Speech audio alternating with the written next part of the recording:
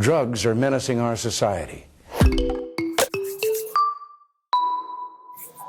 They're threatening our values and undercutting our institutions. A droga There's this chemical. aumenta o teu potencial There's no such criativo. thing as a good drug and a bad Você drug. viaja num grão de areia, o grão de areia te explica o The universo. exploring Tem spirit. um prazer enorme que a droga dá. Is there anyone out there who still isn't clear about what doing drugs does? I hate to break it to you folks, but we're made of drugs.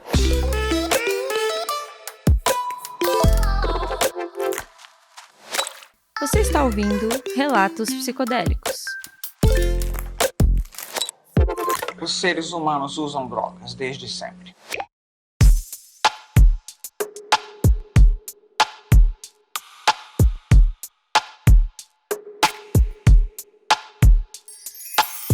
Boas-vindas a mais um episódio do Relatos Psicodélicos. Meu nome é Bruno, eu sou o apresentador desse programa e eu que vou te conduzir nessa viagem. Pra quem não sabe, o Relatos Psicodélicos é um podcast de contação de histórias, onde a cada episódio eu trago o relato de uma experiência com uma substância psicodélica diferente. Se é a primeira vez que a gente tá falando daquela droga, a gente também faz um apanhadão aí, um dossiê acerca do uso, história, efeitos, impacto cultural e tudo mais que a gente pode saber sobre aquele psicodélico em questão. Ó, tô ficando craque aqui na apresentação, hein? Foi sem textinho dessa vez, galera. Mas bom, eu não vou enrolar muito vocês aqui na introdução do programa. A gente tem um programa hoje muito interessante, então eu já vou partir aqui pros recadinhos rápidos antes da gente começar e a gente já vai pra pauta do nosso episódio, tá bom? Bora lá!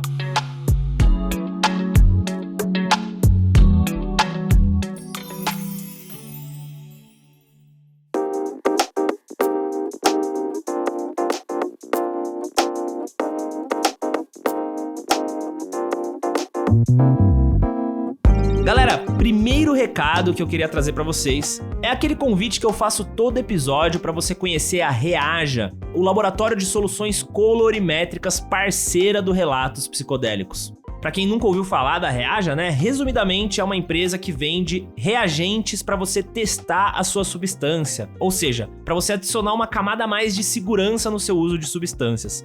E eu tô falando de substâncias bem no plural, tá? Não é só psicodélicos, não. A Reaja tem teste pra THC, CBD, se você toma óleo, se você não toma, dependendo da procedência desse óleo, às vezes você quer testar. Tem até reagente, galera, isso eu descobri recentemente, até reagente de esteroides, tá? Eu recomendo que você dê uma olhadinha no site da Reaja, que às vezes você pode encontrar um kit de reagentes que pode te ajudar a ter mais segurança aí, né? No seu uso de substâncias, seja ele qual for, tá? Então eu recomendo vocês a conhecerem o trabalho da Reaja, porque realmente não é só porque são parceiros aqui do Relatos, né? Mas também porque a gente, enfim, é cliente do produto, né? Vai lá no www.reaja.com.br. No site tem todas as informações, os reagentes que eles possuem e tudo mais. Enfim. Bom, sobre isso era isso. Bora pro último recadinho antes da nossa pauta.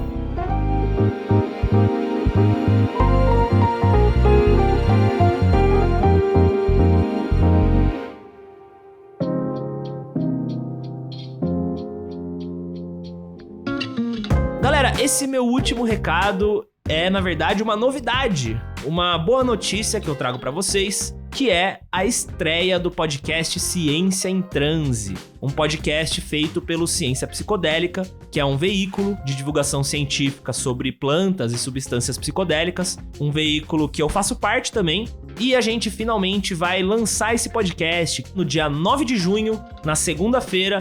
O Ciência em Transe vai ser lançado. E o que é o Ciência em Transe, né? Ele é um podcast muito focado em ciência com psicodélicos. Ele é feito pela bancada toda do CP. Então a gente tem ali várias pessoas, cientistas, pesquisadoras, pesquisadores, pessoas da comunicação, assim como eu também, que trabalham com psicodélicos, né? Ou seja, a gente tem pessoas muito qualificadas, muito mais qualificadas do que eu, falando sobre a temática dos psicodélicos através dessa lente da ciência, tá? Eu recomendo muito, se você tem interesse em se aprofundar mais na temática, que você conheça o Ciência em Transe. Esse primeiro episódio tá uma aula, então fiquem espertos, fiquem ligados que no dia 9 vai sair o primeiro episódio. Se você quer acompanhar de perto, segue lá o Ciência Psicodélica no Instagram, lá no @psicodélicaciência. e fica ligado que todo mês vai ter um novo episódio do Ciência em Transe, tá bom? Bom, eu acho que era isso. Acabou-se os recadinhos de hoje. Então, sem mais enrolação, bora pra pauta do episódio.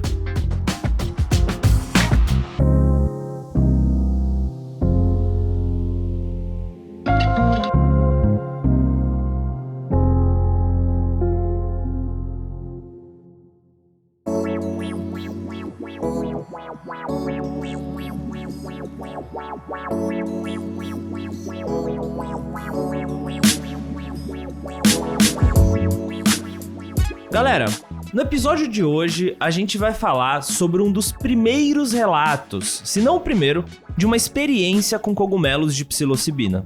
E essa não é a primeira vez que a gente fala sobre cogumelos aqui. Então se você conheceu a gente recentemente, eu te recomendo ouvir o episódio 12 do podcast, onde eu conto com detalhes a história desses tais cogumelos mágicos. E já aproveita que você vai ouvir esse e também escuta o nosso primeiro episódio, porque lá a gente estreia o Relatos Psicodélicos, trazendo uma experiência de cogumelos muito famosa. Mas bom, agora voltando aqui para nossa pauta, eu quero te convidar para uma reflexão. No último episódio do nosso outro programa, o Giro Psicodélico, a gente falou sobre a primeira mulher na história a tomar LSD. E, entre outras coisas, também comentamos sobre a primeira viagem intencional com LSD, vivenciada pelo seu criador, Albert Hofmann. Pra quem não lembra, eu tô falando da famosa experiência do Dia da Bicicleta, quando Hofmann tomou 250 microgramas de LSD e voltou para sua casa de bicicleta, acompanhado de sua assistente Suzy Hamstein. E eu tô falando disso aqui hoje, num episódio sobre cogumelos, porque o que mais me deixa intrigado sobre o famoso Dia da Bicicleta não é a intensidade ou o que de fato aconteceu na experiência de Hofmann, mas sim o fato de que o Hofmann, apesar de ter sintetizado o LSD, não tinha conhecimento algum dos efeitos da substância. Ele não tinha relatos psicodélicos pra ouvir e ter uma ideia do que esperar numa experiência como essa. Eu tô brincando, né? Obviamente. Mas o ponto é que o Hofmann não possuía qualquer tipo de indicativo acerca dos efeitos psicodélicos causados pela ingestão do LSD. Tanto não tinha que, em dado momento da experiência, ele achou que tinha feito a cagada do ano e ia morrer por isso. Porque, galera, pensa comigo, vai. Apesar de LSD, cogumelos e outros psicodélicos não possuírem uma bula, já que geralmente existem na ilegalidade, né? A gente consegue hoje em dia ter pelo menos acesso a uma espécie de bula informal através de diversas fontes minimamente confiáveis que a gente encontra por aí. Seja na internet, por relatos de terceiros, iniciativas de redução de danos, ou até mesmo nos vários estudos sérios que existem por aí relatando os efeitos dessas substâncias. Agora imagina que doideira, você ser a primeira pessoa a tomar uma droga na história. Ou simplesmente tomar uma substância que ninguém sabe muito bem os efeitos, nem quanto tempo dura e nem se aquilo pode ou não ser perigoso. O próprio Shulgin, o padrinho do MDMA e criador de quase 200 substâncias psicodélicas, passou bastante por isso em suas centenas de experimentações de novas substâncias psicoativas. Mas ele tinha a intenção de fazer isso. Ele sabia dos riscos e estava pronto para as consequências. Agora imagina você passar por isso acidentalmente. O relato de hoje não é sobre a primeira vez que alguém usou cogumelos mágicos, nem de longe. Mas é o relato de alguém que usou em uma época onde o Ocidente não tinha nem ideia dos efeitos desses cogumelos. Para adentrar um pouco mais nessa história, a gente vai precisar voltar um pouquinho no tempo. Mais precisamente, para 111 anos atrás.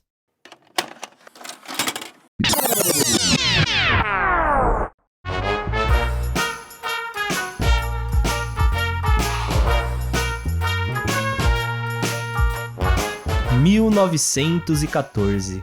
Aquele cheirinho de pólvora no ar, inconfundível da recém-chegada Primeira Guerra Mundial. Que ano, hein? Quer dizer, esse termo Primeira Guerra Mundial nem existia, né? Era a Grande Guerra. Na verdade, galera, um bocado de termos e palavras que a gente usa hoje ainda não existia. Mas uma em específico é de maior importância aqui pra gente. Psicodélicos. Essa palavra só viria a ser cunhada mais de 30 anos depois. E, junto com ela, todo o complexo imaginário que a gente tem acerca do que é uma substância ou uma experiência psicodélica. Isso tudo do ponto de vista ocidental, né? Obviamente, já que os povos originários já estavam anos-luz na nossa frente nesse quesito.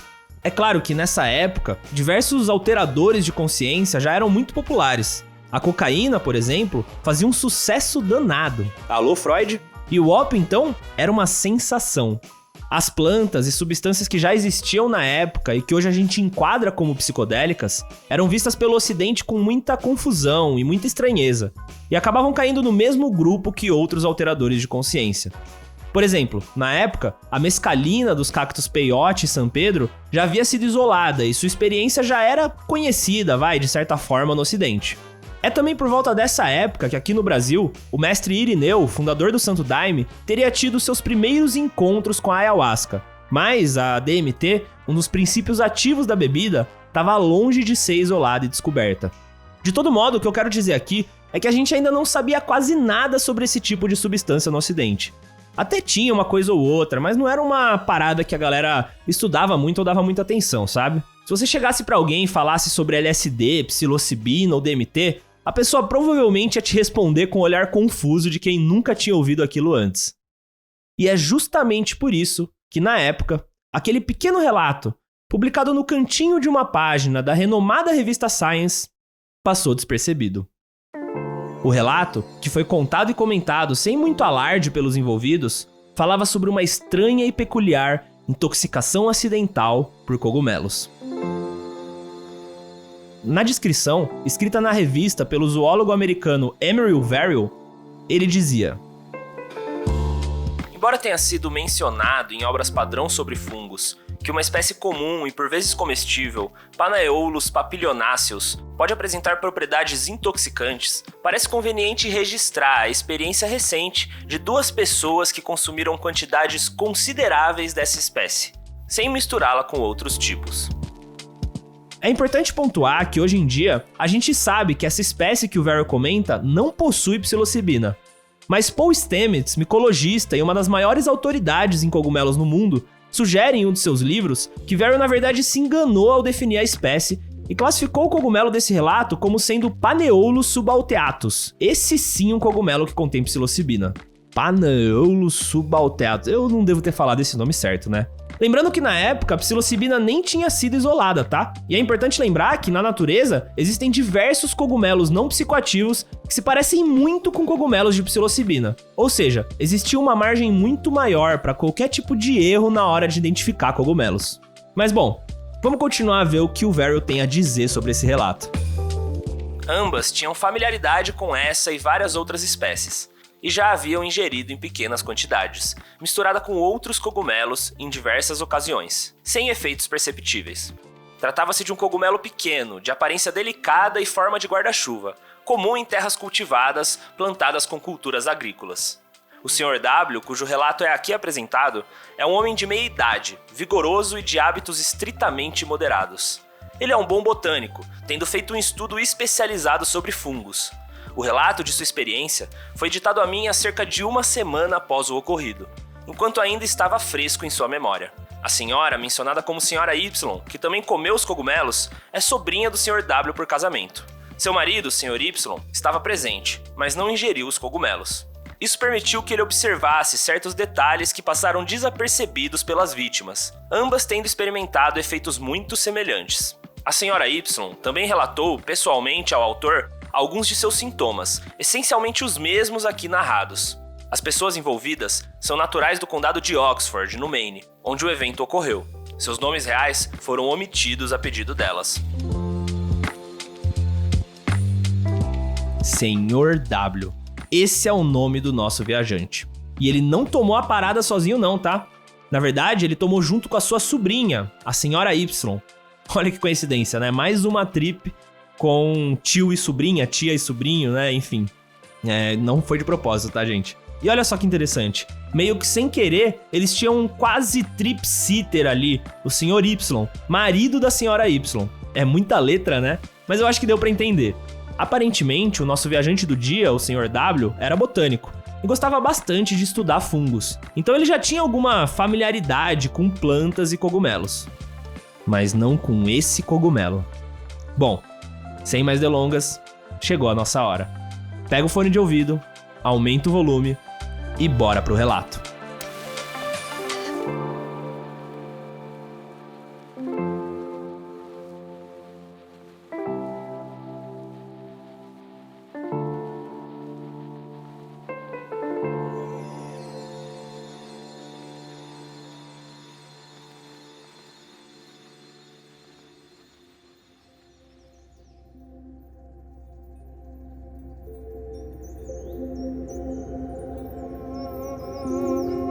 No dia 10 de julho de 1914, eu colhi uma boa quantidade de cogumelos e os preparei para o jantar. Imagino que se tratava de aproximadamente 450 gramas de cogumelos crus, mas depois de fritos na manteiga, devido à sua estrutura delicada e macia, pouco se restou da quantidade inicial. Tudo foi consumido por mim e pela senhora Y. Em muito pouco tempo, notamos sintomas peculiares. Primeiro, percebi que não conseguia reunir meus pensamentos com facilidade quando me dirigiam a palavra, muito menos responder com rapidez. Também não conseguia me levantar prontamente por vontade própria. Caminhei por uma curta distância. O tempo foi breve, mas pareceu extremamente prolongado. Consegui andar em linha reta, mas parecia sonolento e não havia desconforto estomacal. Os efeitos eram totalmente mentais. Lembro-me pouco da caminhada. Segundo o Sr. Y, a Sra. Y estava em estado semelhante. Logo minha mente começou a clarear um pouco e tudo passou a parecer engraçado, como em uma leve embriaguez. Caminhei com o Sr. Y.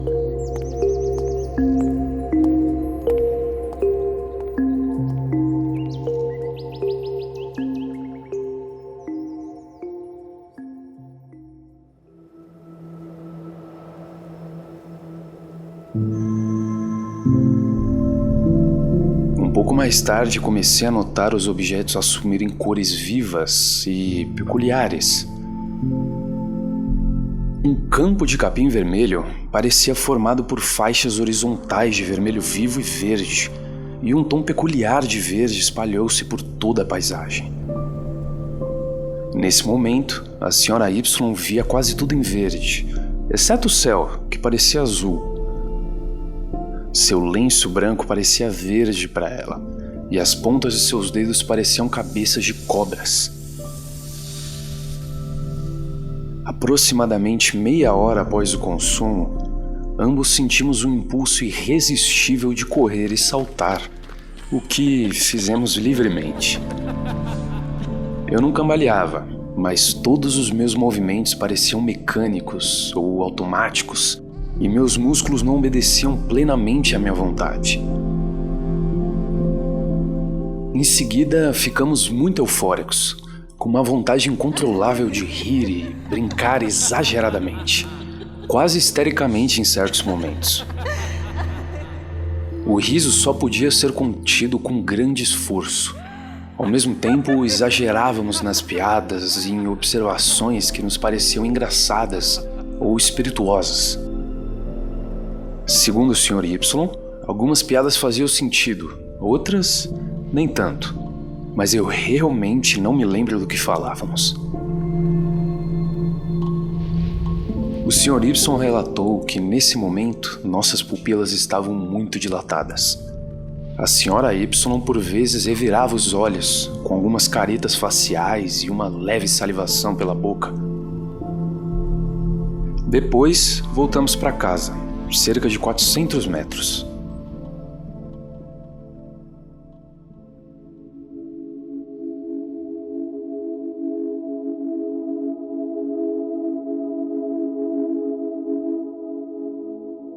Nessa altura eu não tinha noção clara do tempo. Momentos breves pareciam longos e períodos mais longos pareciam breves. O mesmo ocorria com as distâncias, embora a percepção visual ainda parecesse correta. O estado eufórico continuava, mas não houve ilusões visuais nesse trecho. Ao entrar em casa, notei que as figuras irregulares do papel de parede pareciam se mover de maneira rastejante, contraindo-se e expandindo-se continuadamente, mas sem mudar de forma. Logo, começaram a se projetar da parede e a se mover em minha direção de modo inquietante. E foi então que vi um buquê de rosas vermelhas sobre a mesa e outro sobre o aparador. E de repente, o cômodo pareceu encher-se de rosas vermelhas de vários tons e tamanhos. Em grandes ramos, em guirlandas e fileiras, as rosas cercavam-me ao se misturar com folhagens verdes, assim como nos buquês reais. E essa bela ilusão durou pouco tempo. Logo depois, senti uma forte congestão de sangue na cabeça que me levou a deitar. E nesse momento, tive uma alucinação desagradável.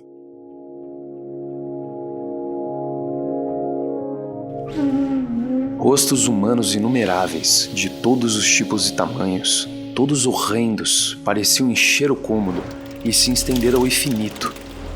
Muitos deles muito próximos a mim.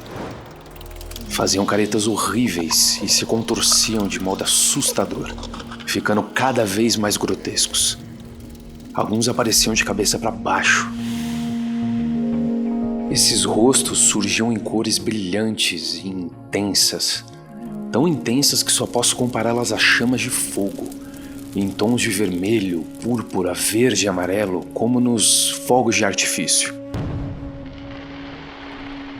Nesse ponto, comecei a me alarmar e chamei o médico. Mas ele nada fez, pois os efeitos estavam passando quando chegou. Os objetos reais voltaram a parecer normais, mas se tinham cor, essas eram muito mais vivas do que o habitual. O vermelho opaco, por exemplo, parecia um vermelho brilhante. Um pouco depois, ao me levantar, tive uma sensação incômoda de que meu corpo se alongava até o teto, que parecia recuar como o pé de feijão do conto de fadas. Mas minha largura corporal permanecia a mesma. De repente, colapsei de volta ao meu tamanho natural.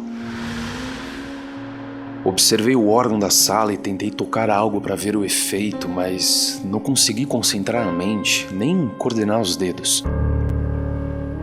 A partir daí, minha mente ficou confusa e minhas memórias são vagas e caóticas. Provavelmente houve uma breve perda de consciência. Me deitei para esperar o médico. Ao olhar para as minhas mãos, elas pareciam pequenas, esqueléticas e mumificadas. A senhora Y relatou que, nesse momento, suas mãos e braços pareciam aumentar de tamanho de maneira anormal.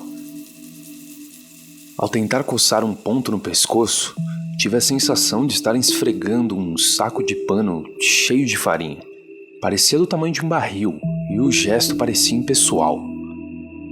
Depois, imaginei ser capaz, por uma espécie de clarividência, de ler os pensamentos dos que estavam ao meu redor. Em seguida, retornamos à fase eufórica, com muito riso e brincadeiras involuntárias, semelhantes ao início da experiência. Esse estado foi diminuindo gradualmente após as 3 da tarde, até que nossa mente se normalizou completamente por volta das 6 da tarde. A experiência toda durou cerca de 6 horas. Não houveram efeitos colaterais, nenhuma dor de cabeça, nem perturbações digestivas.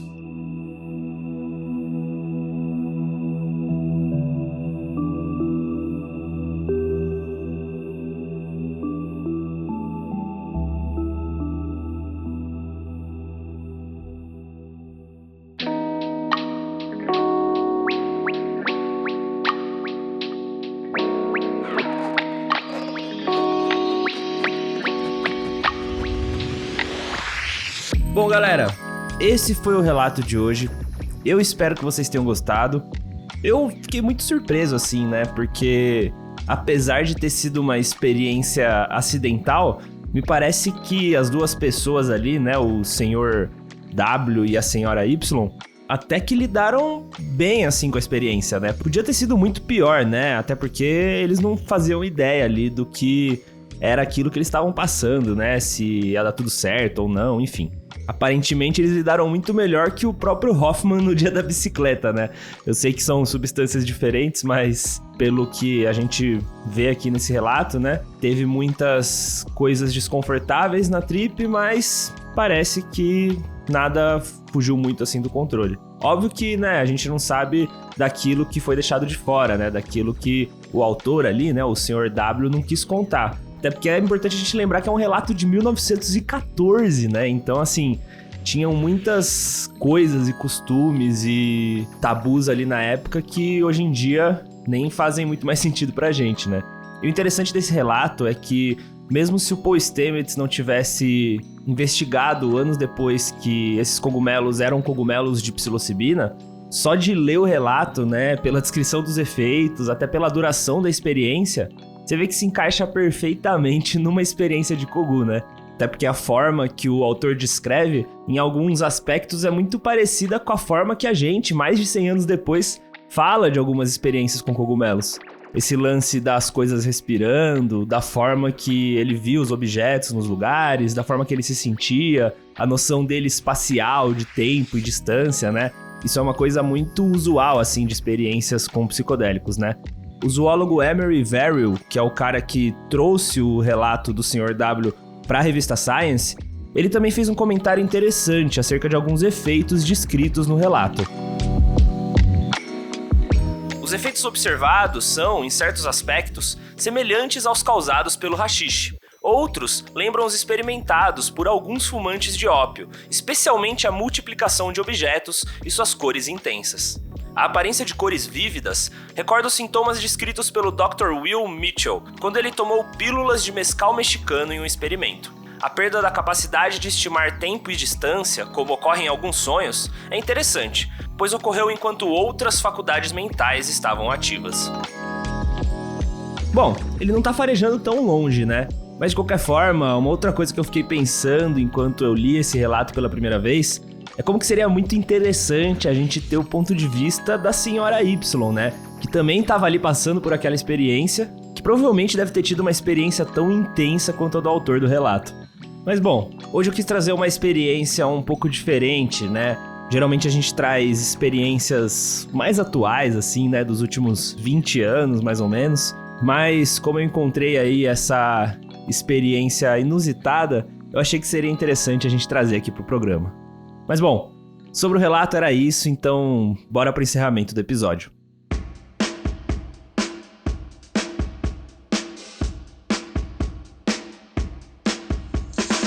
Chegamos ao fim de mais um episódio do Relatos Psicodélicos. Muito obrigado para você que chegou até aqui.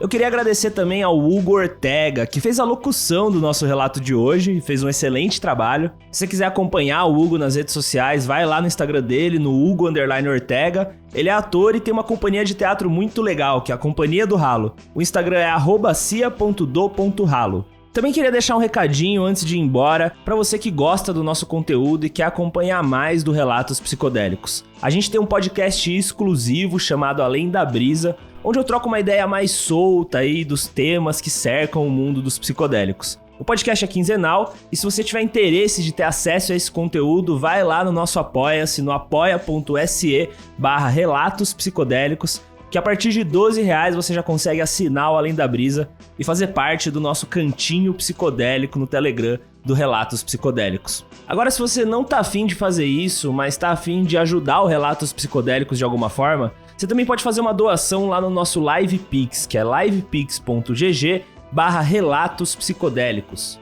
Lá você pode fazer uma doação a partir de R$1 e deixar uma mensagem aí pra gente também. E a última coisa antes de ir embora, que é a melhor forma de ajuda que a gente pode receber, é você avaliar o podcast como 5 estrelas no seu tocador de podcast, seja ele Spotify, Deezer, Apple Podcasts, o que for.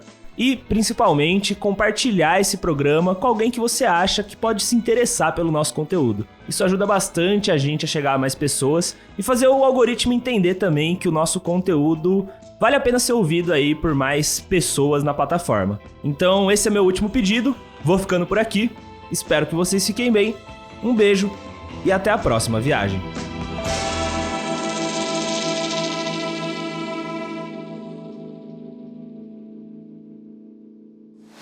Esse podcast foi produzido pela Pupa. O roteiro, apresentação e edição são de Bruno De Paul. A produção é de Marcela Cavaleiro. E o relato do episódio foi interpretado por Hugo Ortega.